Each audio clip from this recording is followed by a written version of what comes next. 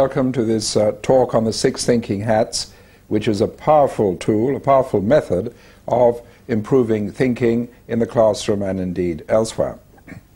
Supposing I were to ask you, what do you think is the most important invention that mankind has ever made? Well, you might say, of course, the computer. Computer can enable us to do wonderful things and getting better all the time. You might say a space rocket, which can enable us to go to the moon and beyond to Mars. There's all sorts of things you might say. But supposing I were to suggest to you that the bicycle, the very simple, humble bicycle, is one of the most important inventions ever. Now, my reasoning is simple, that what the bicycle does, and this will more or less look like a bicycle, what the bicycle does, it allows a human being to use his or her muscle energy in a much more effective way. In other words, the bicycle doesn't use any other energy, as indeed a rocket does, or to some extent a computer does, although a small amount of electricity, but to use human energy in a much more effective way. Now, of course, if we imagine 2 people having a race, and they set off to run the race, and let's suppose this is a rather fat person for the moment, the thin person will obviously or likely go faster than the fat person. But now if we train the fat person to learn how to ride a bicycle, then once that person has learned, that person will go much further and much faster than the person without the bicycle. Of course, there is a learning period in which the person learning to ride the bicycle may not do as well as he or she would have done without the bicycle. But what the bicycle does is to allow us to use our human abilities much, much more effectively. Even if we look at a simple ladder, what does a ladder do? A ladder allows us to use our human muscular energy to climb to higher places in a way that is much easier than we would have to do without a ladder.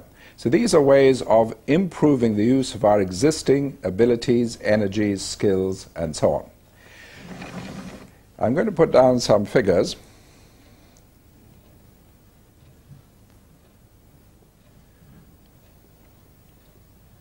Now, what I want you to do is to add all those up as quickly as you can. Just add all those up as quickly as you can. Nothing magical about it, simple arithmetic. Add them up as quickly as you can. Well, that's not so easy. But let's suppose I put them one under the other.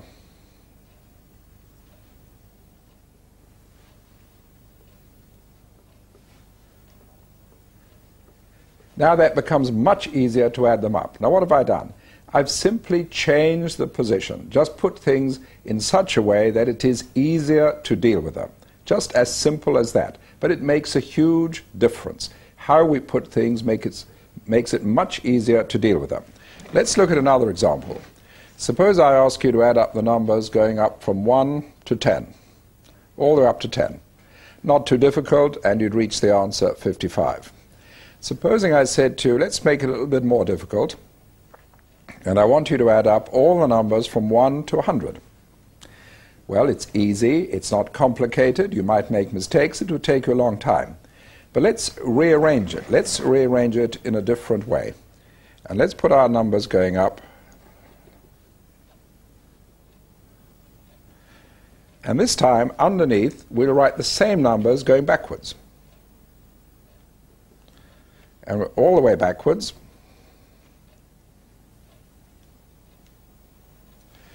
Now we add them up. We add the top line to the bottom line. We'll always get 101. Because as we add 1 on the top line, we subtract 1 on the bottom line, the total stays the same. When we're finished, we'll have 100 times 101, twice as many as we need, and the answer is 5,050. Now, there we're rearranging things so we can do something rather more complex and do it more easily. Now, that's what I'm going to be talking about, really, about how we can rearrange things in our brain, in our mind, so that we can think more simply and more effectively. There's no magic about it. We're using the existing brain ability as such. Let's for a moment look at the relationship between intelligence and thinking. And perhaps the best way of describing that relationship is to look at the relationship between a motor car and the driver. The horsepower of a car, the engineering, the suspension, all that is the potential of the car. Just as intelligence is the potential of the brain, possibly determined by the speed of transmission along the neurons in the brain. But the way the car performs does not only depend on the horsepower. The way the car performs also depends on the skill of the driver. The skill of the driver. You may afford to buy a very powerful car, but you may be a bad driver. You may only be able to afford to buy a much more humble car, and yet you could be a very good driver. So one is a potential, one is the skill with which that potential is used. Intelligence is the potential of the mind, thinking is the skill with which it is used. Now, I've taught thinking to classrooms ranging from one class made up entirely of Nobel Prize winners, and at first they said, how can anyone teach us thinking? We've won Nobel Prizes. But at the end of 3 days they went away saying, yes, these things work, so much so that 3 of them then wrote forwards to one of my books.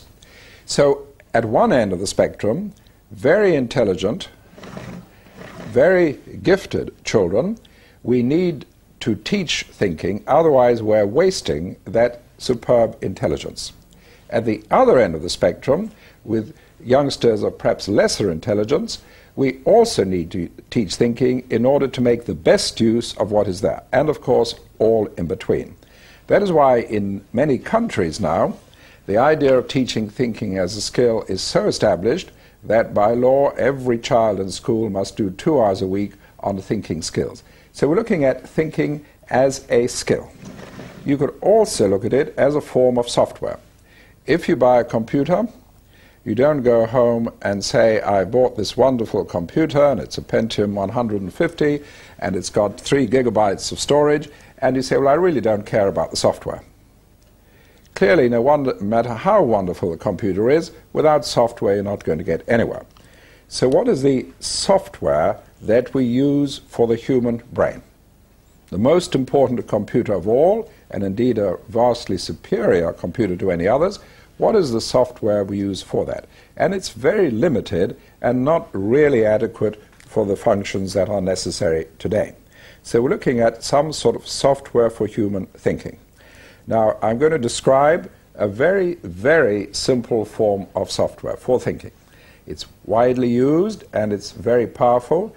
I'll just give you an example of just how widely used it is. Last June, I got 2 letters the same day.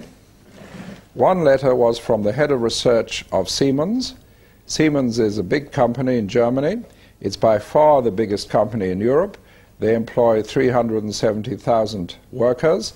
Their annual turnover is $59,000 million. Big company. The head of research at Siemens wrote to me, and he said, we were using your 6 hats at our last top research meeting, and that was very successful. Same day, I get another letter from a young man called Simon Batchelor, who's in Cambodia, and he's there to help the Khmer villagers drill for water in their villages. And he could never get the villagers to be involved in the processes in the drill. They just weren't interested. And what he was looking for is some way of getting the villagers to be involved. He had his daughter with him, who was out of school, so he had one of my books called Teach Your Child How to Think. From that, he took the 6 hats, started teaching this to the Khmer villagers. Apparently, they became so enthusiastic, they said this is far more important than drilling for water, and the whole mission changed to teaching them thinking, teaching them the 6 thinking hats. Some days later, I was in Wellington, New Zealand, and the head of Wellesley College, one of their leading schools, says we teach that routinely to our 5-year-olds. So there we're looking at this framework of thinking which I'm going to talk about, which really goes across from top executives in one of the world's largest companies to 5-year-olds via Khmer villages.